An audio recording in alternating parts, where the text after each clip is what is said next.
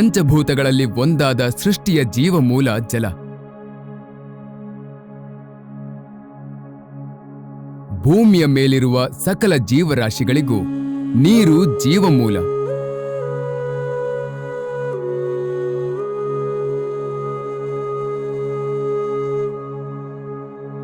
ನೀರಿಲ್ಲದೆ ನಾವಿಲ್ಲ. ಆದರೆ ಕಳೆದ ಕೆಲ ದಶಕಗಳಿಂದ ನಿರಂತರವಾಗಿ ಹವಾಮಾನದಲ್ಲಾಗುತ್ತಿರುವ ಬದಲಾವಣೆ, ನಗರಗಳು ಬೆಳೆದಂತೆಲ್ಲ ಹೆಚ್ಚುತ್ತಿರುವ ಜನಸಂಖ್ಯೆ, ಕೃಷಿ ಮತ್ತು ಕೃಷಿಯೇತರ ಚಟುವಟಿಕೆಗಳಿಗೆ ಹೆಚ್ಚಿದ ನೀರಿನ ಬಳಕೆ ಹಾಗೂ ಮಳೆಯ ಅಭಾವದಿಂದಾಗಿ ಇಂದು ಅಪಾಯಕಾರಿ ಮಟ್ಟದಲ್ಲಿ ಅಂತರ್ಜಲದ ಪ್ರಮಾಣ ಕಡಿಮೆ ಆಗುತ್ತಿರುವುದನ್ನು ನೋಡುತ್ತಿದ್ದೇವೆ.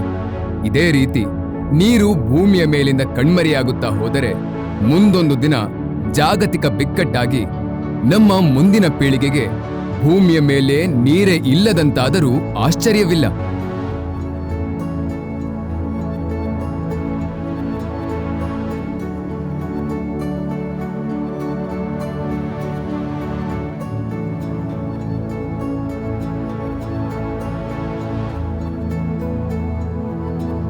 ಬಯಲು ಸೀಮೆ ಜಿಲ್ಲೆಗಳಾದ ಬೆಂಗಳೂರು ನಗರ, ಬೆಂಗಳೂರು ಗ್ರಾಮಾಂತರ ಹಾಗೂ ರಾಮನಗರ ಜಿಲ್ಲೆಗಳಲ್ಲಿ ಕಳೆದ ಕೆಲ ದಶಕಗಳಿಂದ ನಿರಂತರ ಹವಾಮಾನ ವೈಪರೀತ್ಯ ಹಾಗೂ ಮಳೆಯ ಅಭಾವದಿಂದಾಗಿ ನೀರಿನ ತೊಂದರೆ ಜನರನ್ನ ಇನ್ನಿಲ್ಲದಂತೆ ಕಾಡಿತ್ತು. ಇದು 16 ವರ್ಷದಿಂದ ಕೆರೆಗಳು, ಒಂದು 20 ವರ್ಷದಿಂದ ಕೆರೆ ಮಳೆ ನೀರು ತುಂಬ್ತಾ ಇರಲಿಲ್ಲ. ಕೆಳಗಡೆ ಗದ್ದೆಗಳಿದೆ, ಗದ್ದೆಗಳು ಮಾಡೋಕ್ಕಾಗ್ತಾ ಇರಲಿಲ್ಲ. 1800-2000 ಅಡಿ ಹೊಡೆದ್ರು ಬೋರ್ಗಳು ಇನ್ಕ್ರೀಸ್ ಆಗ್ತಾ ಇರಲಿಲ್ಲ. ಇಲ್ಲಿ ನೀರು ಸರಿಯಾಗಿ ಇರಲಿಲ್ಲ, ಅಂತರ್ಜಲ ಕಡಿಮೆ ಇತ್ತು, ಬೋರ್ವೆಲ್ಗಳೆಲ್ಲ ಹಿಂಗೋಗಿದ್ವು.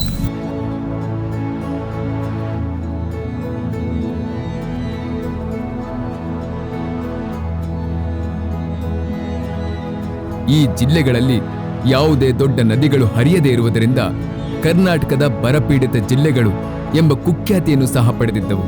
ಜಿಲ್ಲೆಯಲ್ಲಿ ಯಾವುದೇ ದೊಡ್ಡ ನದಿಗಳಿಲ್ಲ ಎಂಬ ಕೊರಗನ್ನ ಅಲ್ಲಿನ ಜನರು ಹೆಚ್ಚಿನ ಕೆರೆಗಳನ್ನು ನಿರ್ಮಿಸುವುದರ ಮುಖಾಂತರ ನೀಗಿಸಿದ್ದರು. ಮೊದಲೆಲ್ಲ ಮಳೆಯಾಧಾರಿತ ಕೃಷಿ ಮಾಡುತ್ತಿದ್ದ ರೈತರು ನಗರಗಳು ಬೆಳೆದಂತೆ ನಗರಗಳ ಅವಶ್ಯಕತೆಗೆ ತಕ್ಕಂತೆ ಬೇಡಿಕೆಯನ್ನು ಪೂರೈಸಲು ಹೆಚ್ಚೆಚ್ಚು ನೀರನ್ನು ಉಪಯೋಗಿಸಲು ಶುರು ಮಾಡಿದರು. ಅದಕ್ಕಾಗಿ ಹೆಚ್ಚೆಚ್ಚು ಬೋರ್ವೆಲ್ಗಳನ್ನು ಕೊರೆಸಿದರು. ಜೊತೆಗೆ ಮಳೆಯ ಅಭಾವದಿಂದ ಅಂತರ್ಜಲದ ಪ್ರಮಾಣ ನಿಧಾನವಾಗಿ ಕಡಿಮೆಯಾಗುತ್ತಾ ಬಂತು. ಕೆರೆಗಳೆಲ್ಲ ನೀರಿಲ್ಲದೆ ಬರಡಾಗತೊಡಗಿದವು. ಮೊದಲೆಲ್ಲ 300-400 ಅಡಿಗೆ ಸಿಗುತ್ತಿದ್ದ ನೀರು 1500 ಅಡಿ ಕೊರೆದರೂ ನೀರು ಸಿಗದಂತ ಪರಿಸ್ಥಿತಿ ಎದುರಾಯಿತು. ಇದರಿಂದ ಜನರಿಗೆ ವ್ಯವಸಾಯಕ್ಕೆ ಮಾತ್ರವಲ್ಲದೆ ಕುಡಿಯಲು ಸಹ ನೀರಿನ ಕೊರತೆ ಕಾಡುತ್ತಿತ್ತು. ತಾತ ಮುತ್ತಾತನ ಕಾಲದಿಂದ ನಾವು ವ್ಯವಸಾಯ ಮಾಡ್ಕೊಂಡೇ ಬಂದಿದ್ದು. ಕೆಲವೊಂದು ಕಾರಣಾಂತರಗಳಿಂದ ನೀರಿನ ಸಮಸ್ಯೆ ಆಗಿ ಬೇರೆ ಕಡೆ ಹೋಗಿ ತಾತ ಮುತ್ತಾತ ಚೆನ್ನಾಗಿ ಬೆಳೀತಾ ಇದ್ರು. ಆಮೇಲೆ ಈ ಕೆರೆಯಲ್ಲಿ ನೀರಿಲ್ಲ, ಬತ್ತು ಹೋಯ್ತು, ಕೆರೆ ನೀರಿಲ್ಲ, ಬೋರ್ಗಳಲ್ಲಿ ನೀರು 10 ಬೋರ್ ಹಾಕ್ಸಿದ್ದು, 10 ಬೋರಲ್ಲಿ ನೀರಿಲ್ಲ. ನಮ್ಮದು 1500-1600 ಅಡಿ 10 ಬೋರಲ್ಲಿ ನೀರಿಲ್ಲ. ಬೋರ್ಗಳಲ್ಲಿ ನೀರು ಕಮ್ಮಿ, ನೀರಿಲ್ಲ. ವರ್ಷ ಬೋರು ಕೊರ್ಸೋದೇ ಈ ನಮ್ಮ ರೈತರು ಜೀವನ ಆಗೋಗದೆ. ಬೋರು 1000 ಅಡಿ, 800 ಅಡಿ, 1000 ಅಡಿ ಹೊಡೆಸಿದ್ರೂ ನೀರು ಸರಿಯಾಗಿ ಸಿಗ್ತಾ ಇರಲಿಲ್ಲ. ಅದರಿಂದ ನಮಗೆ ತುಂಬ ಲಾಸ್ ಆಯ್ತಿತ್ತು. ಬೋರಿನ ದುಡ್ಡು ಕೂಡ ಕಳ್ಕೊಂಡು ಇದರಿಂದ ಸುಮಾರು ಜನ ವ್ಯವಸಾಯನೂ ಬಿಟ್ಟರು. 1000 ಅಡಿಗಳಿಗಿಂತ ಕೆಳಗೆ ಸಿಗುವ ನೀರಿನಲ್ಲಿ ಅತಿ ಹೆಚ್ಚಿನ ಫ್ಲೋರೈಡ್ ಅಂಶ ಇದ್ದು ಇದರ ಸೇವನೆ ಜನರ ಆರೋಗ್ಯದ ಮೇಲೆ ಪರಿಣಾಮವನ್ನು ಬೀರಿತ್ತು. ಅಮೃತ ಸಮಾನವಾದ ನೀರು ವಿಷವಾಗಿ ಪರಿಣಮಿಸಿತ್ತು. ಅಂತರ್ಜಲ ಕುಸಿತದಿಂದ ಕೃಷಿಯನ್ನೇ ನಂಬಿ ಬದುಕುತ್ತಿದ್ದ ರೈತರು ಕೃಷಿ ಮಾಡುತ್ತಿದ್ದ ತಮ್ಮ ಭೂಮಿಗಳಿಗೆಲ್ಲ ಹೆಚ್ಚಾಗಿ ನೀಲಗಿರಿಯನ್ನ ಪ್ಲಾಂಟೇಶನ್ ಮಾಡಿದರು. ಇದರಿಂದಾಗಿ ಅಂತರ್ಜಲ ಮಟ್ಟ ಮತ್ತಷ್ಟು ಕುಸಿಯಿತು.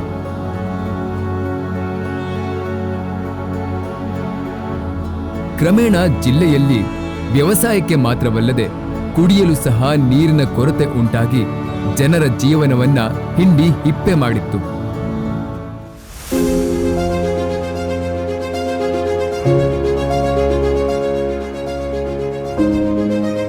ಸ್ವತಃ ರೈತರ ಮಗನಾಗಿದ್ದ ಮಾನ್ಯ ಮುಖ್ಯಮಂತ್ರಿ ಸಿದ್ದರಾಮಯ್ಯನವರು ಬಯಲು ಸೀಮೆ ಜಿಲ್ಲೆಗಳ ರೈತರ ನೀರಿನ ಬವಣೆಯನ್ನು ಅರಿತು ಸಣ್ಣ ನೀರಾವರಿ ಮತ್ತು ಅಂತರ್ಜಲ ಅಭಿವೃದ್ಧಿ ಇಲಾಖೆಯಿಂದ ದೇಶದಲ್ಲಿಯೇ ಮೊದಲ ಬಾರಿಗೆ ತ್ಯಾಜ್ಯ ನೀರನ್ನು ಶುದ್ಧೀಕರಿಸಿ ಕೆರೆಗಳನ್ನು ತುಂಬಿಸುವ ಹಾಗೂ ಅದರಿಂದ ಅಂತರ್ಜಲ ಅಭಿವೃದ್ಧಿಪಡಿಸುವ ಉದ್ದೇಶದಿಂದ 2015-2016ರಲ್ಲಿ ಬೆಂಗಳೂರು ನಗರದ ಹೆಬ್ಬಾಳ ನಾಗವಾರ ಏತ ನೀರಾವರಿ ಯೋಜನೆ ಹಾಗೂ ಕೋರಮಂಗಲ ಚೆಲ್ಲಘಟ್ಟ ಏತ ನೀರಾವರಿ ಯೋಜನೆಗಳಿಗೆ ಚಾಲನೆ ನೀಡಿದರು. ಈ ಯೋಜನೆಯು 2018ರಲ್ಲಿ ಪೂರ್ಣಗೊಂಡು ಈ ಯೋಜನೆಯ ಮುಖಾಂತರ ಕೋರಮಂಗಲ ಚೆಲ್ಲಘಟ್ಟ ಕಣಿವೆಯ 2 ಹಂತದಲ್ಲಿ ಸಂಸ್ಕರಿಸಿದ ತ್ಯಾಜ್ಯ ನೀರನ್ನು ಬೆಂಗಳೂರು ಗ್ರಾಮಾಂತರ ಜಿಲ್ಲೆಯ ಆನೇಕಲ್ ತಾಲೂಕಿನ 67 ಕೆರೆಗಳನ್ನು ಹಾಗೂ ಕನಕಪುರ ತಾಲೂಕಿನ ರಾವುತನಹಳ್ಳ ಮತ್ತು ಮಾವತ್ತೂರು ಕೆರೆಗಳನ್ನು ತುಂಬಿಸಲಾಗಿದೆ. ಹೊಸಕೋಟೆ ಏತ ನೀರಾವರಿ ಯೋಜನೆ ಮುಖಾಂತರ ಹೊಸಕೋಟೆ ವ್ಯಾಪ್ತಿಯ ಸುಮಾರು 38 ಕೆರೆಗಳಿಗೆ ನೀರನ್ನು ತುಂಬಿಸಲಾಗಿದೆ. ಬೆಂಗಳೂರು ಪೂರ್ವ ಏತ ನೀರಾವರಿ ಯೋಜನೆಯ ಮುಖಾಂತರ ಸುಮಾರು 18 ಕೆರೆಗಳನ್ನು ತುಂಬಿಸುವ ಕೆಲಸ ಚಾಲ್ತಿಯಲ್ಲಿದೆ. ಮಾಕಳಿ ಏತ ನೀರಾವರಿ ಯೋಜನೆಯ ಮುಖಾಂತರ ಚನ್ನಪಟ್ಟಣ ತಾಲೂಕಿನ ಕೆರೆಗಳನ್ನು ತುಂಬಿಸುವ ಕೆಲಸವೂ ಸಹ ಚಾಲ್ತಿಯಲ್ಲಿದೆ. 2023ರಲ್ಲಿ ಮತ್ತೊಮ್ಮೆ ಕಾಂಗ್ರೆಸ್ ಸರ್ಕಾರ ಅಧಿಕಾರಕ್ಕೆ ಬಂದ ಮೇಲೆ ಸಣ್ಣ ನೀರಾವರಿ ಮತ್ತು ಅಂತರ್ಜಲ ಅಭಿವೃದ್ಧಿ ಇಲಾಖೆಯ ಮಂತ್ರಿಗಳಾಗಿ ಶ್ರೀ ಎನ್.ಎಸ್. ಬೋಸರಾಜು ಅಧಿಕಾರಕ್ಕೆ ಬರುತ್ತಾರೆ. ಸ್ವತಃ ರಾಯಚೂರಂತ ಬರದ ಪ್ರದೇಶದಲ್ಲಿ ಇದ್ದು ನೀರಿನ ಮಹತ್ವವನ್ನು ತಿಳಿದಿದ್ದ ಹಾಗೂ ನೀರಾವರಿ ಇಲಾಖೆಗಳಲ್ಲಿ ದುಡಿದು ಅನುಭವವಿದ್ದ ಬೋಸರಾಜು ಅವರು ಅಧಿಕಾರಕ್ಕೆ ಬಂದ ಮೇಲೆ ಅಂತರ್ಜಲ ಅಭಿವೃದ್ಧಿಯ ಕೆಲಸಗಳಿಗೆ ಮತ್ತಷ್ಟು ವೇಗ ಹಾಗೂ ಪ್ರೋತ್ಸಾಹ ಸಿಗುತ್ತಿದೆ.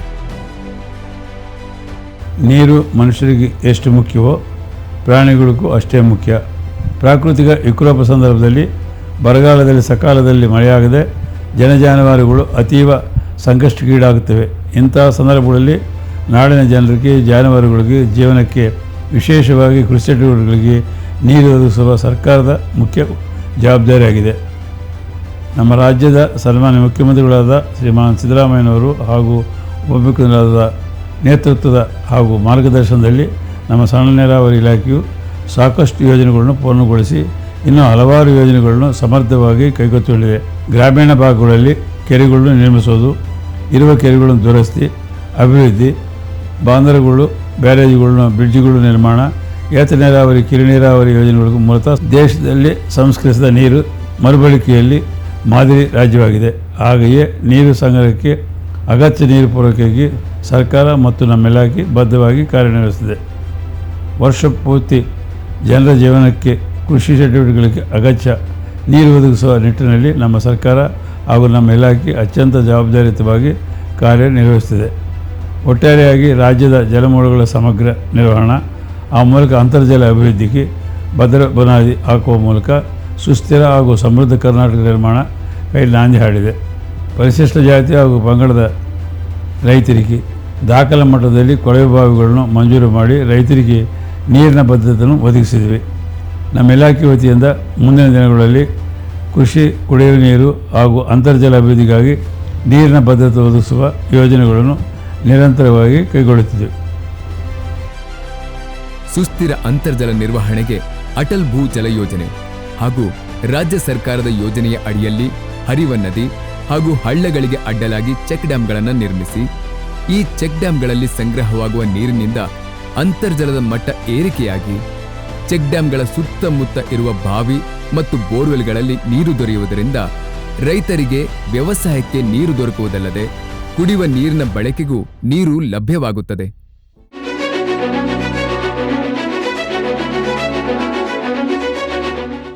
ಬೆಂಗಳೂರು ಗ್ರಾಮಾಂತರ ಜಿಲ್ಲೆಯ ಹೊಸಪೇಟೆ ತಾಲೂಕಿನಲ್ಲಿ ಉಂಟಾಗಿದ್ದ ನೀರಾವರಿ ಸಮಸ್ಯೆಗಳಿಗೆ ಶಾಶ್ವತ ಪರಿಹಾರ ಒದಗಿಸಲು ಸಣ್ಣ ನೀರಾವರಿ ಮತ್ತು ಅಂತರ್ಜಲ ಅಭಿವೃದ್ಧಿ ಇಲಾಖೆಯು ಹೊಸಕೋಟೆ ಏತ ನೀರಾವರಿ ಯೋಜನೆಯ ಮುಖಾಂತರ ಬೆಂಗಳೂರಿನ 2 ಹಂತದಲ್ಲಿ ಸಂಸ್ಕರಿಸಿದ ತ್ಯಾಜ್ಯ ನೀರನ್ನು ಹೊಸಕೋಟೆ ತಾಲೂಕಿನ ಸುಮಾರು 38 ಕೆರೆಗಳಿಗೆ ನೀರು ತುಂಬಿಸಲಾಗಿದೆ.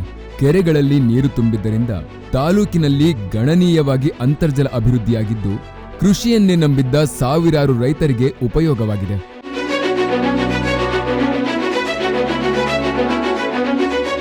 ದೊಡ್ಡಬಳ್ಳಾಪುರ ತಾಲೂಕಿನ ಲಿಂಗನಹಳ್ಳಿ ಕೆರೆಯನ್ನು ಸಣ್ಣ ನೀರಾವರಿ ಮತ್ತು ಅಂತರ್ಜಲ ಅಭಿವೃದ್ಧಿ ಇಲಾಖೆಯು ಸುಮಾರು 4 ಕೋಟಿ ವೆಚ್ಚದಲ್ಲಿ ಅಭಿವೃದ್ಧಿಪಡಿಸಲಾಗಿದ್ದು, ಪಾಳು ಬಿದ್ದಂತಾಗಿದ್ದ ಕೆರೆಯ ಹೂಳು ತೆಗೆಸಿ ಕೆರೆ ಕೋಡಿಯನ್ನ ಹೊಸದಾಗಿ ನಿರ್ಮಿಸಿ ಕೆರೆಯ ಒತ್ತುವರಿಯನ್ನು ತೆರವುಗೊಳಿಸಿ ಕೆರೆಯ ಕಾಲುವೆ ವ್ಯವಸ್ಥೆಯನ್ನು ಸರಿಪಡಿಸಲಾಗಿದೆ. ಸ್ಥಳೀಯ ರೈತರಿಗೆ ಕೆರೆಯ ಕೋಡಿಯನ್ನು ದಾಟಿ ತಮ್ಮ ಜಮೀನುಗಳಿಗೆ ಸಂಪರ್ಕವನ್ನು ಕಲ್ಪಿಸಲು ಸೇತುವೆಯನ್ನು ನಿರ್ಮಿಸಲಾಗಿದೆ. ಲಿಂಗನಹಳ್ಳಿ ಕೆರೆಯ ಅಭಿವೃದ್ಧಿಯಿಂದಾಗಿ ಕೆರೆಯ ಸುತ್ತಲಿನ ಸುಮಾರು 150 ಹೆಕ್ಟೇರ್ ಕೃಷಿ ಪ್ರದೇಶಕ್ಕೆ ವರ್ಷವಿಡೀ ನೀರಿನ ಸೌಲಭ್ಯ ದೊರಕುತ್ತಿದೆ. ಇದರಿಂದ ಕೃಷಿಯನ್ನೇ ನಂಬಿ ಬದುಕುತ್ತಿದ್ದ ಸಾವಿರಾರು ಕುಟುಂಬಗಳಿಗೆ ವರದಾನವಾಗಿದೆ. ಕೆರೆಯಲ್ಲಿ ನೀರು ತುಂಬಿದ್ದರಿಂದ ಅಂತರ್ಜಲದ ಪ್ರಮಾಣವು ಏರಿಕೆಯಾಗಿದ್ದು ಬತ್ತಿದ ಬೋರ್ವೆಲ್ಗಳಿಗೆ ಮರುಜೀವ ಬಂದಂತಾಗಿದೆ. ಇದರಿಂದ ಪರೋಕ್ಷವಾಗಿ ಕೃಷಿಗೆ ಹಾಗೂ ಕುಡಿಯಲು ಸಹ ನೀರು ದೊರಕುತ್ತಿದೆ.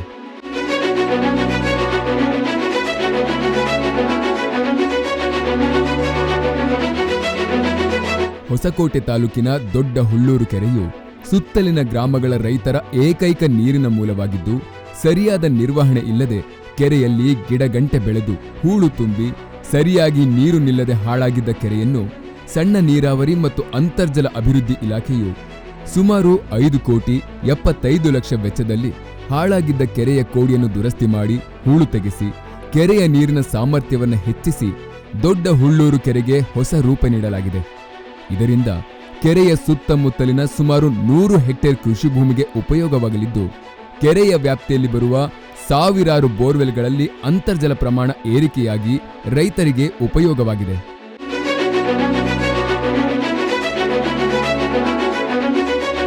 ದೇವನಹಳ್ಳಿ ತಾಲೂಕಿನ ಆಲೂರು ದುದ್ದನಹಳ್ಳಿ ಕೆರೆಯನ್ನು ಸಣ್ಣ ನೀರಾವರಿ ಮತ್ತು ಅಂತರ್ಜಲ ಅಭಿವೃದ್ಧಿ ಇಲಾಖೆಯು ಸುಮಾರು 4 ಕೋಟಿ ವೆಚ್ಚದಲ್ಲಿ ಅಭಿವೃದ್ಧಿಪಡಿಸಲಾಗಿದ್ದು, ಪಾಳು ಬಿದ್ದಂತಾಗಿದ್ದ ಕೆರೆಯ ಹೂಳು ತೆಗೆಸಿ ಕೆರೆ ಕೋಡಿಯನ್ನ ಹೊಸದಾಗಿ ನಿರ್ಮಿಸಿ ಕೆರೆಯ ಒತ್ತುವರಿಯನ್ನು ತೆರವುಗೊಳಿಸಿ ಕೆರೆಯ ಕಾಲುವೆ ವ್ಯವಸ್ಥೆಯನ್ನು ಸರಿಪಡಿಸಲಾಗಿದೆ. ಕೆರೆಯ ಅಭಿವೃದ್ಧಿಯಿಂದಾಗಿ ಸುತ್ತಲಿನ ಸುಮಾರು 150 ಹೆಕ್ಟೇರ್ ಕೃಷಿ ಪ್ರದೇಶಕ್ಕೆ ವರ್ಷವಿಡೀ ನೀರಿನ ಸೌಲಭ್ಯ ದೊರಕುತ್ತಿದೆ. ಇದರಿಂದ ಕೃಷಿಯನ್ನೇ ನಂಬಿ ಬದುಕುತ್ತಿದ್ದ ಸಾವಿರಾರು ಕುಟುಂಬಗಳಿಗೆ ವರದಾನವಾಗಿದೆ. ಕೆರೆಯಲ್ಲಿ ನೀರು ತುಂಬಿದ್ದರಿಂದ ಅಂತರ್ಜಲದ ಪ್ರಮಾಣವು ಏರಿಕೆಯಾಗಿದ್ದು ಬತ್ತಿದ್ದ ಬೋರ್ವೆಲ್ಗಳಿಗೆ ಮರುಜೀವ ಬಂದಂತಾಗಿದೆ. ಇದರಿಂದ ಪರೋಕ್ಷವಾಗಿ ಕೃಷಿಗೆ ಹಾಗೂ ಕುಡಿಯಲು ಸಹ ನೀರು ದೊರಕುತ್ತಿದೆ.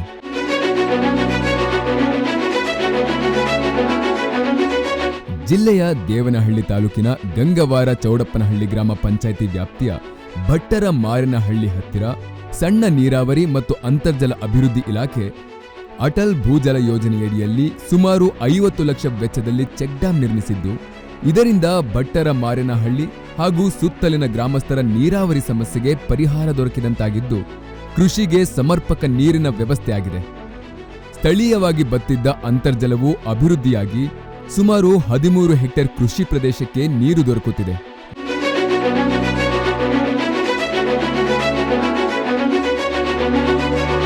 ದೇವನಹಳ್ಳಿ ತಾಲೂಕಿನ ವಿಜಯಪುರ ಅಮಾನಿಕೆರೆಯಿಂದ ಬದ್ದನಕೆರೆಗೆ ಹರಿಯುವ ಹಳ್ಳಕ್ಕೆ ಸಣ್ಣ ನೀರಾವರಿ ಮತ್ತು ಅಂತರ್ಜಲ ಅಭಿವೃದ್ಧಿ ಇಲಾಖೆಯು ಸುಮಾರು 2 ಕೋಟಿ ವೆಚ್ಚದಲ್ಲಿ ಚೆಕ್ ಡ್ಯಾಂ ಕಮ್ LLCಯನ್ನು ನಿರ್ಮಿಸಿದ್ದು, ಇದರಿಂದ ಸುತ್ತಲಿನ ಗ್ರಾಮಗಳ ಕೃಷಿಕರ ನೀರಾವರಿ ಸಮಸ್ಯೆಗೆ ಪರಿಹಾರ ದೊರಕಿದಂತಾಗಿದೆ. ಈ ಚೆಕ್ ಡ್ಯಾಂ ನಿರ್ಮಾಣದಿಂದ ಸುಮಾರು 25 ಹೆಕ್ಟೇರ್ ಕೃಷಿ ಪ್ರದೇಶಕ್ಕೆ ನೀರು ದೊರಕುತ್ತಿದ್ದು, ಬತ್ತಿದ್ದ ಅಂತರ್ಜಲದ ಪ್ರಮಾಣದಲ್ಲಿಯೂ ಗಣನೀಯವಾಗಿ ಏರಿಕೆಯಾಗಿದೆ. ಈ ಚೆಕ್ ಡ್ಯಾಂ ಮತ್ತು ಕಾಸುವೆ ನಿರ್ಮಾಣದಿಂದಾಗಿ ವಿಜಯಪುರ ಗ್ರಾಮದಿಂದ ವೆಂಕಟೇನಹಳ್ಳಿ ಹಾಗೂ ಅಂಕತಟ್ಟಿ ಗ್ರಾಮಗಳಿಗೆ ಜನ ಹಾಗೂ ಜಾನುವಾರುಗಳಿಗೆ ರಸ್ತೆ ಸಂಪರ್ಕವನ್ನು ಕಲ್ಪಿಸಲಾಗಿದೆ. ಜಿಲ್ಲೆಯಲ್ಲಿ ಹೊಸ ಇಂಗು ಕೆರೆಗಳನ್ನು ನಿರ್ಮಿಸಿ ಮಳೆಗಾಲದಲ್ಲಿ ನೀರನ್ನು ಸಂಗ್ರಹಿಸುವುದು ಹಾಗೂ ಕೆರೆಗಳ ಆಧುನೀಕರಣ, ಏರಿಯನ್ನು ಬಲಪಡಿಸುವುದು, ಕೋಡಿಯ ದುರಸ್ತಿ, ನಾಲೆಗಳ ಲೈನಿಂಗ್ ಮುಂತಾದ ಕಾಮಗಾರಿಗಳನ್ನು ಕೈಗೊಳ್ಳಲಾಗಿದ್ದು, ಅದರಿಂದ ಅಂತರ್ಜಲವನ್ನು ಅಭಿವೃದ್ಧಿಪಡಿಸುವ ಕೆಲಸವನ್ನೂ ಸಹ ಅಂತರ್ಜಲ ಅಭಿವೃದ್ಧಿ ಇಲಾಖೆ ಮಾಡುತ್ತಿದ್ದು, ಇದರಿಂದ ತೆರೆದ ಬಾವಿಗಳಲ್ಲಿ ಮತ್ತು ಕೊಳವೆ ಬಾವಿಗಳಲ್ಲಿ ನೀರಿನ ಮಟ್ಟ ಏರಿಕೆಯಾಗಿ ಪರೋಕ್ಷವಾಗಿ ನೀರಾವರಿಗೆ ಉಪಯೋಗವಾಗುತ್ತದೆ. ಬೆಂಗಳೂರು ಗ್ರಾಮಾಂತರ ಜನರ ನೀರಿನ ಬವಣೆಯನ್ನ ಶಾಶ್ವತವಾಗಿ ಹೋಗಲಾಡಿಸಲು ಸರ್ಕಾರ ಕೈಗೊಂಡ ಹಲವು ಯೋಜನೆಗಳು ಯಶಸ್ವಿಯಾಗಲು ಮುಖ್ಯ ಕಾರಣ ಮಾನ್ಯ ಮುಖ್ಯಮಂತ್ರಿಗಳಾದ ಸಿದ್ದರಾಮಯ್ಯನವರ ದೂರದೃಷ್ಟಿ ಮತ್ತು ಮಂತ್ರಿಗಳಾದ ಶ್ರೀ NS ಬೋಸರಾಜು ಹಾಗೂ ಬೆಂಗಳೂರು ವಿಭಾಗದ ಸಣ್ಣ ನೀರಾವರಿ ಮತ್ತು ಅಂತರ್ಜಲ ಅಭಿವೃದ್ಧಿ ಇಲಾಖೆಯ ಎಲ್ಲ ಅಧಿಕಾರಿಗಳು ಹಾಗೂ ಕಾರ್ಮಿಕರ ನಿರಂತರ ಪರಿಶ್ರಮ. ಈ ಯೋಜನೆ ಜಾರಿಯಾದ ಕೆಲವೇ ವರ್ಷಗಳಲ್ಲಿ ಫಲಿತಾಂಶವನ್ನು ನೀಡಲು ಶುರು ಮಾಡಿದೆ. ಕೆರೆಗಳಲ್ಲಿ ನೀರು ತುಂಬಿದ್ದರಿಂದ ಆ ಭಾಗದಲ್ಲಿ ಅಂತರ್ಜಲದ ಪ್ರಮಾಣ ಗಣನೀಯವಾಗಿ ಏರಿಕೆಯಾಗಿ 200-300 ಅಡಿಗೆಲ್ಲ ನೀರು ಸಿಗುವಂತಾಗಿದೆ. ಈಗ ಈ ನೀರು ಬಂದ ಮೇಲೆ ಎಲ್ಲ ಬೋರಲ್ಲಿ ನೀರು ಸಾಕಷ್ಟು ನೀರು ಬರ್ತಾ ಇದೆ, ಇನ್ನು ಇನ್ಕ್ರೀಸ್ ಆಗ್ತಾ ಇದೆ, ಸಾಕಷ್ಟು ಬೆಳೆ ಬೆಳಿಬೋದು, ಎಲ್ಲ ರೈತರೆಲ್ಲ ಖುಷಿ ಪಡ್ತಾ ಇದ್ದಾರೆ. ಈ ಥರ ಮಾಡೋದ್ರಿಂದ ತುಂಬ ಅನುಕೂಲ. ಮುಂಚೆ ಯಾರು ಈ ಥರ ಬಂದು ಗುಡಿಸಿ ಈ ಥರ ಮಾಡಿರಲಿಲ್ಲ. ಈಗ ಸಣ್ಣ ನೀರಾವರಿ ಇಲಾಖೆಯಿಂದ ಬಂದು ನಮ್ಗೆ ಗುಡಿಸಿ ಈ ಥರ ಮಾಡಿ ತುಂಬ ಅನುಕೂಲ ಆಗಿದೆ. ಆಮೇಲೆ ಈಗ ಈ ಸರ್ಕಾರ ಬಂದಮೇಲೆ ಈ ನಮ್ಮ ಸ್ಥಳೀಯ MLAಗಳು ಎಲ್ಲ ಸೇರಿಕೊಂಡು ಒಂದು ಕೂಲಂಕುಷ ಪರೀಕ್ಷೆ ಎಲ್ಲ ಮಾಡ್ಕೊಂಬಿಟ್ಟು ನಮಗೆ ಅನುಕೂಲ ಮಾಡಿಕೊಟ್ಟಿದ್ದಾರೆ. ಕೆರೆಗಳಲ್ಲಿ ನೀರು ತುಂಬಿಸಿದ್ದಾರೆ. ಅದಕ್ಕೋಸ್ಕರ ಬೇರೆ ಹತ್ರ ಹೋಗೋ ಬಾಧೆನ ತಪ್ಪಿಸಿದ್ದಾರೆ. ಬೇರೆಯವ್ರ ಹತ್ರ ಎಲ್ಲ ಕೆಲಸ ಮಾಡ್ತಾಯಿದ್ವಿ, ಬೇರೆ ಹತ್ರ ಹೋಗಿ ಕೆಲಸ ಮಾಡ್ತಾಯಿದ್ದೆ. ಇವಾಗ ನಮ್ಮ ಕಾಲ ಮೇಲೆ ನಾವು ನಿಂತ್ಕೊಳ್ಳೋ ಥರನೇ ಆಗಿದೆ. ಈಗ ನೀರಿಂದ ಸಮಸ್ಯೆ ಇಲ್ಲ. ಹಾಗೆ ಈಗ ನಮ್ಮ ತೋಟದಲ್ಲಿ ನಾವೇ ಕೆಲಸ ಮಾಡ್ಕೊಂಡು ಇಲ್ಲೇ ಇದ್ದೀವಿ. ಈಗ ನಮಗೆ ಚೆಕ್ ಡ್ಯಾಮ್ ಆಗಿರೋದ್ರಿಂದ ಅಂತರ್ಜಲನ ವೃದ್ಧಿಸೈತೆ. ಅಕ್ಕಪಕ್ಕ ಬೋರ್ ಹಾಕ್ಸಿದ್ರು ನೀರು ಸಿಗ್ತಾ ಇತ್ತು. ಇವಾಗ ಈ ಥರ ಚೆಕ್ ಡ್ಯಾಮ್ ಇನ್ನೂ ಆದರೆ ಇನ್ನೂ ಒಳ್ಳೆಯದು. ಈ ನಮಗೆ ಚೆಕ್ ಡ್ಯಾಮ್ ಮಾಡಿರೋದ್ರಿಂದ ನೀರು ಅಂತರ್ಜಲ ಮಟ್ಟನ ವೃದ್ಧಿಸ್ತಾ ಇದೆ. ಕಾಂಗ್ರೆಸ್ ಸರ್ಕಾರ ರೈತರ ಪರವಾಗಿ ಕಾಳಜಿ ತೋರಿಸ್ತಾ ಇದೆ. ನಮಗೆ ಅಟಲ್ ಭೋಜಲ್ ಯೋಜನೆಯಿಂದ ಒಂದು ಚೆಕ್ ಡ್ಯಾಮು ಮಾಡಿದರು. ಆ ಚೆಕ್ ಡ್ಯಾಮ್ ಮಾಡಿದ್ಮೇಲೆ ಈಗ ಇಲ್ಲಿ ತುಂಬ ನಮ್ಮ ರೈತರುಗಳಿಗೆ ಅನುಕೂಲ ಆಗದೆ. ಬೋರ್ಗಳಿಗೆಲ್ಲ ನೀರು ಬಂದದೆ. ಮೊದಲು ನೀರೇ ಇರಲಿಲ್ಲ ಬಾವಿಗಳಲ್ಲಿ, ಬೋರ್ಗಳಲ್ಲಿ ಎಲ್ಲ. ನಮ್ಮ ಸುತ್ತಮುತ್ತ ಹಳ್ಳಿಗಳಿಗೆಲ್ಲ 200 ಅಡಿಗೆ ನೀರು ಸಿಗ್ತಾ ಇದೆ. ಹೆಂಗೆ ಅಂದರೆ ಊಣ್ ತೆಗೆದ್ರು, ಕಟ್ಟೆ ಕಟ್ಟವ್ರೆ, ನೀಟಾಗೆಲ್ಲ ನೀರು ನಿಂತ್ಕೊಂಡಂಗೆ ಮಾಡವ್ರೆ. ಅದರಿಂದ ನಮಗೆಲ್ಲ ಸೌಕರ್ಯ ಸಿಕ್ಕೈತೆ. ನಮ್ಮ ಸರ್ಕಾರದಿಂದ ಎಲ್ಲನೂ ಅನುಕೂಲ ಮಾಡಿಕೊಟ್ಟಿದ್ದಾರೆ. ಬತ್ತಿದ ಬೋರ್ವೆಲ್ ಹಾಗೂ ಬಾವಿಗಳಲ್ಲಿ ನೀರು ಬಂದು ಈ ಭಾಗದ ರೈತರು ಮತ್ತೆ ಕೃಷಿ ಚಟುವಟಿಕೆಗಳಲ್ಲಿ ತೊಡಗುವಂತಾಗಿದೆ. ನೀರಿಲ್ಲದೆ ಭೂಮಿಗೆ ನೀಲಗಿರಿ ಮರಗಳನ್ನ ಪ್ಲಾಂಟೇಶನ್ ಮಾಡಿದ್ದ ರೈತರು ಈಗ ನೀಲಗಿರಿಯನ್ನು ತೆಗೆದು ಮತ್ತೆ ಅದೇ ಜಾಗದಲ್ಲಿ ಕೃಷಿ ಮಾಡುತ್ತಿದ್ದಾರೆ. ಕೇವಲ ಮಳೆ ಆಧಾರಿತ ಬೆಳೆಗಳನ್ನು ಮಾತ್ರ ಬೆಳೆಯುತ್ತಿದ್ದ ರೈತರು ಭತ್ತ, ರಾಗಿ, ಹೂ, ತರಕಾರಿ ಮುಂತಾದ ವಿವಿಧ ಬೆಳೆಗಳನ್ನು ಬೆಳೆದು ಅದರಲ್ಲಿ ಸಫಲತೆಯನ್ನ ಕಂಡಿದ್ದಾರೆ. ಟೊಮೆಟೊ, ಕೋಸು, ಆಲೂಗಡ್ಡೆ, ಕಮರ್ಷಿಯಲ್ ಬೆಳೆ ಎಲ್ಲ ಬೆಳೀತಾರೆ ಸರ್. ನಾವು ಮೊದಲು ಇದು ಗದ್ದೆಗಳು ಮಾಡ್ತಾಯಿದ್ವಿ ಆ ಕಾಲದಲ್ಲಿ, 20 ವರ್ಷ ಹಿಂದ್ಗಡೆ. ಈಗ ಭತ್ತ ಬೆಳೀತಾ ಇದ್ವಿ. ಇವಾಗ ನೀರಿಲ್ಲದೆ ಒಂದು 20-25 ವರ್ಷ ಆಯ್ತು ನಮ್ಮ ಕೆರೆ ತುಂಬಿ. ಮಳೆ ನೀರು ಬರೋಂಥ ಸೋರ್ಸ್ ಯಾವುದಿಲ್ಲ ನಮಗೆ. ಇದಾದಮೇಲೆ ಎಲ್ಲ ಬೋರ್ಗಳು ನಮ್ಮ ಅಂದಾಜು ಈಗ ಒಂದು 30 ಬೋರ್ಗಳು ಇನ್ಕ್ರೀಸ್ ಆಗಿದೆ. ಸಾಕಷ್ಟು ನೀರು 24 ಅವರ್ಸ್ ಬರ್ತಾ ಇದೆ. ಅಂತರ್ಜಲ ಅಭಿವೃದ್ಧಿಯಿಂದ ಕೇವಲ ಕೃಷಿ ಮಾತ್ರವಲ್ಲದೆ ಹೈನುಗಾರಿಕೆಯಲ್ಲಿಯೂ ಪ್ರಗತಿ ಹೊಂದಿ ದಿನನಿತ್ಯ ಸಾವಿರಾರು ಲೀಟರ್ ಹಾಲು ಹಾಗೂ ಹಾಲಿನ ಉತ್ಪನ್ನಗಳು ಬೆಂಗಳೂರು ಜನರ ಕೈ ಸೇರುತ್ತಿದೆ. ಜಿಲ್ಲೆಯಲ್ಲಿ ಅಂತರ್ಜಲದ ಅಭಿವೃದ್ಧಿಯಿಂದ ಆದ ದೊಡ್ಡ ಬದಲಾವಣೆ ಎಂದರೆ ಯುವ ಸಮುದಾಯವು ಮತ್ತೆ ಕೃಷಿಯತ್ತ ಮುಖ ಮಾಡಿರುವುದು. ಕೆಲಸ ಹುಡುಕುತ್ತಾ ನಗರಗಳತ್ತ ಮುಖ ಮಾಡಿದ್ದ ಜನರು ನಗರ ಜೀವನವನ್ನು ತ್ಯಜಿಸಿ ಮತ್ತೆ ತಮ್ಮ ಊರುಗಳಿಗೆ ಬಂದು ಕೃಷಿಯನ್ನೇ ಮುಖ್ಯ ಕಸುಬಾಗಿ ಮಾಡುತ್ತಿದ್ದಾರೆ. ಕಳೆದ 2 ವರ್ಷದಲ್ಲಿ ನಮ್ಮ ಇಲಾಖೆ ಸಚಿವರಾದ ಶ್ರೀ NS ಬೋಸರಾಜರವರ ನೇತೃತ್ವದಲ್ಲಿ ನಮ್ಮ ಸಣ್ಣ ಇಲಾಖೆಯ ಮಹತ್ವದ ಯೋಜನೆಗಳನ್ನು ಜಾರಿಗೆ ತಂದಿದೆ. ಇದರಲ್ಲಿ ಪ್ರಮುಖವಾಗಿ ಕೃಷಿ ಚಟುವಟಿಕೆಗಳಿಗೆ ನೀರಾವರಿ ಕಲ್ಪಿಸುವುದು, ಅಂತರ್ಜಲ ಅಭಿವೃದ್ಧಿ ಒತ್ತು ನೀಡುವುದು, ಕೆರೆಗಳ ಸಂರಕ್ಷಣೆ ಹಾಗೂ ಜಲಮೂಲಗಳ ರಕ್ಷಣೆಗೆ ದಿಟ್ಟ ಕ್ರಮಗಳನ್ನು ಕೈಗೊಳ್ಳಲಾಗಿದೆ. ರಾಜ್ಯಾದ್ಯಂತ 10 ಲಕ್ಷ ಹೆಕ್ಟೇರ್ ಜಮೀನುಗಳಿಗೆ ನೀರಾವರಿ ಒದಗಿಸುವ ಹಾಗೂ ಅಂತರ್ಜಲ ಅಭಿವೃದ್ಧಿ ಮೂಲಕ ನೀರಿನ ಭದ್ರತೆಯನ್ನು ಹೆಚ್ಚಿಸುವಲ್ಲಿ ನಮ್ಮ ಇಲಾಖೆಯು ಪ್ರಮುಖ ಪಾತ್ರ ವಹಿಸುತ್ತಿದೆ. ಇಲಾಖೆಯ ಯೋಜನೆಗಳು ಗ್ರಾಮೀಣ ಜೀವನೋಪಾಯ ಮತ್ತು ಬಡತನ ನಿರ್ವಹಣೆಗೆ ಹೆಚ್ಚು ಸಹಕಾರಿಯಾಗಿದೆ. ಪ್ರಸಕ್ತ 2025-26ನೇ ಆರ್ಥಿಕ ವರ್ಷದಲ್ಲಿ ಸಣ್ಣ ನೀರಾವರಿ ಮತ್ತು ಅಂತರ್ಜಲ ಅಭಿವೃದ್ಧಿ ಇಲಾಖೆಯ ವತಿಯಿಂದ ರಾಜ್ಯಾದ್ಯಂತ ಕೆರೆಗಳ ಆಧುನೀಕರಣ, ಅಣೆಕಟ್ಟು ಮತ್ತು ಪಿಕಪ್, ಕಿಂಡಿ ಅಣೆಕಟ್ಟೆಗಳು, ಏತ ನೀರಾವರಿ ಯೋಜನೆಗಳು, ನಿಷ್ಕ್ರಿಯ ಯೋಜನೆಗಳ ಪುನರುಜ್ಜೀವನ ಇತ್ಯಾದಿ ಯೋಜನೆಗಳಡಿ ಒಟ್ಟಾರೆ 2,000 ಕೋಟಿ ರು ವೆಚ್ಚದ ಹೊಸ ಯೋಜನೆಗಳನ್ನು ಕೈಗೆತ್ತಿಕೊಳ್ಳಲಾಗುವುದು. ಕೆರೆಗಳ ಸಂರಕ್ಷಣೆ, ಅಂತರ್ಜಲ ಸಾಮರ್ಥ್ಯ ಹೆಚ್ಚಿಸಲು ಮತ್ತು ಇಲಾಖೆಯು ಹೆಚ್ಚುವರಿ ನಿಧಿ ಹಂಚಿಕೆ ಮಾಡಿದೆ. ಹಿಂದುಳಿದ ರೈತರಿಗೆ ಆರ್ಥಿಕತೆ ಒದಗಿಸುವ ಮೂಲಕ ಸಾಮಾಜಿಕ ಸ್ಥಾನ ಒದಗಿಸಲು ಇಲಾಖೆ ಮುಂದಾಗಿರುವುದು ಗಮನಾರ್ಹವಾಗಿದೆ. ಕಳೆದ 2 ವರ್ಷದಲ್ಲಿ ನಮ್ಮ ಇಲಾಖೆಯು ರಾಜ್ಯ ಸನ್ಮಾನ್ಯ ಮುಖ್ಯಮಂತ್ರಿಗಳಾದ ಶ್ರೀ ಸಿದ್ದರಾಮಯ್ಯ ಸಾಹೇಬರ ಹಾಗೂ ಮಾನ್ಯ ಉಪಮುಖ್ಯಮಂತ್ರಿಗಳಾದ DK ಶಿವಕುಮಾರ್ ಸಾಹೇಬರವರ ಹಾಗೂ ಇಲಾಖೆಯ ಸಚಿವರಾದ ಸನ್ಮಾನ್ಯ ಶ್ರೀ NS ಬೋಸರಾಜ್ರವರ ಸಾರಥ್ಯದಲ್ಲಿ ರಾಜ್ಯದ ಸುಸ್ಥಿರ ಅಭಿವೃದ್ಧಿಗೆ ಒತ್ತು ನೀಡಲಾಗಿದೆ. ಎಲ್ಲ ಯೋಜನೆಗಳನ್ನು ಯಶಸ್ವಿಗೊಳಿಸಲು ಸಹಕರಿಸಿದ ಇಲಾಖೆಯ ಎಲ್ಲ ಅಧಿಕಾರಿಗಳಿಗೆ ಹಾಗೂ ಸಿಬ್ಬಂದಿಗಳಿಗೆ ನನ್ನ ಅಭಿನಂದನೆಗಳು.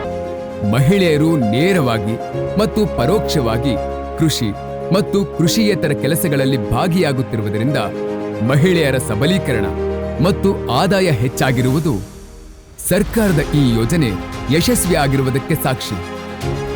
ಕೆರೆಗಳ ನೀರು ತುಂಬಿದಾಗಿಂದ ಬೋರ್ವೆಲ್ ನೀರು ಇವಾಗ ಕೆರೆ ತುಂಬಿದಾಗಿಂದ ಕೆಲಸಕ್ಕೆ ಸಿಗ್ತವೆ. ಅದರಿಂದ ಸಂಘ ಉಪಯೋಗ ಮಾಡ್ತೀವಿ, ಹಸಿರು ಬೇಯಿಸ್ಕೊತೀವಿ, ಕೆಲಸಕ್ಕೂ ಹೋಗ್ತೀವಪ್ಪ, ಕೆಲಸ ಸಿಗ್ತೈತೆ. ಇವಾಗ ಜಿಲ್ಲೆಯ ಕೆರೆ ಕಟ್ಟೆಗಳು ತುಂಬಿರುವುದರಿಂದ ಪ್ರಾಣಿ ಪಕ್ಷಿಗಳಿಗೂ ಉಪಯೋಗವಾಗಿದ್ದು ಪಕ್ಷಿಗಳ ಸಂಖ್ಯೆಯಲ್ಲಿ ಗಣನೀಯವಾಗಿ ಏರಿಕೆಯಾಗಿದೆ. ಮರೆಯಾಗಿದ್ದ ಮೀನುಗಾರಿಕೆಗೆ ಮತ್ತೆ ಮರುಜೀವ ಬಂದಿದ್ದು ಒಟ್ಟಾರೆ ಜಿಲ್ಲೆಯ ಪ್ರವಾಸೋದ್ಯಮವು ಪ್ರಗತಿ ಹೊಂದಿರುವುದನ್ನು ಕಾಣಬಹುದು. ಕರ್ನಾಟಕ ಸರ್ಕಾರ ಹಾಗೂ ಸಣ್ಣ ನೀರಾವರಿ ಮತ್ತು ಅಂತರ್ಜಲ ಅಭಿವೃದ್ಧಿ ಇಲಾಖೆ ನೀರಿಲ್ಲದೆ ಬರಡಾಗಿದ್ದ ಬೆಂಗಳೂರು ಗ್ರಾಮಾಂತರ ರಾಮನಗರ ಜಿಲ್ಲೆಗಳ ಜನರ ಜೀವನವನ್ನ ಪುನರ್ರೂಪಿಸಲು ಹಾಗೂ ಜನರ ಬಾಳಲ್ಲಿ ಮತ್ತೆ ನಗುವನ್ನು ತರಲು ಮಾಡಿದ ಸತತ ಪ್ರಯತ್ನದ ಫಲ ಇಂದು ಬರಪೀಡಿತ ಜಿಲ್ಲೆಗಳಲ್ಲಿ ಹಚ್ಚ ಹಸಿರು ನಳನಳಿಸುವಂತೆ ಮಾಡಿದ್ದು ಅಲ್ಲಿನ ಜನರ ಜೀವನವನ್ನ ಬದಲಾಯಿಸಿದೆ.